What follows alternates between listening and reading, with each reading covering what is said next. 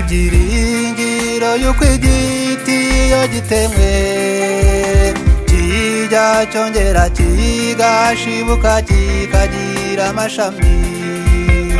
Haracyariho ibyiringiro yuko igiti iyo gitemwe kijya cyongera kigashibuka kikagira amashami.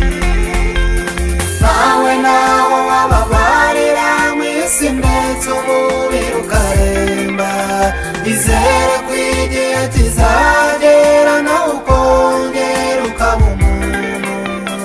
Iri byiringiro ku Mana kuko kubabara siko gupfa.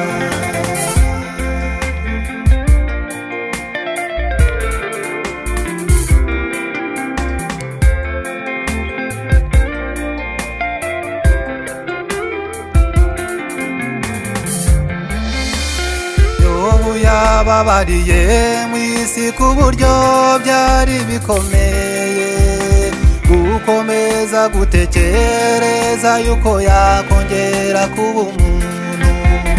Ariko nyuma ari hafi yo gupfa Imana iramukiza, imushumbusha ibyo yari yabuze byose inshuro ebyiri. Yobu yababariye mw'isi ku buryo byari bikomeye, gukomeza gutekereza yuko yakongera kuba umuntu. Ariko nyuma ari hafi yo gupfa Imana iramukiza, imushumbusha ibyo yari yabuze byose inshuro ebyiri. Nawe naho wababarira mw'isi ndetse umubiri ukaremba, izere ko igihe kizagera nawe ukongera ukaba umuntu. Iri byiringiro ku Mana kuko kubabara siko gupfa.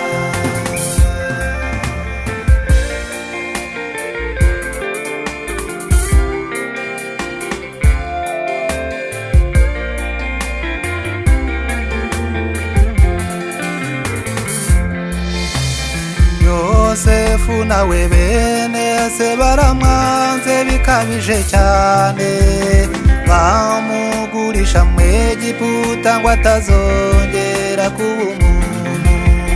Ariko Imana iramurinda ndetse nyuma imuha umugisha, abera umugisha bene se ndetse n'Abanyegiputa. Yosefu nawe bene se baramwanze bikabije cyane, bamugurisha mu Egiputa ngo atazongera kuba umuntu.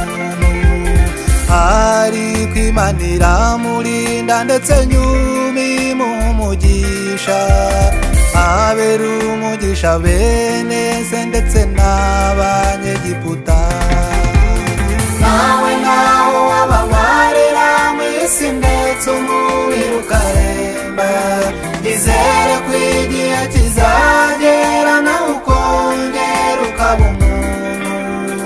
Iri byiringiro ku Mana kuko kubabara siko gupfa. Nawe naho wababarira mw'isi ndetse umubiri ukaremba, izere ko igihe kizagera nawe ukongera ukaba umuntu.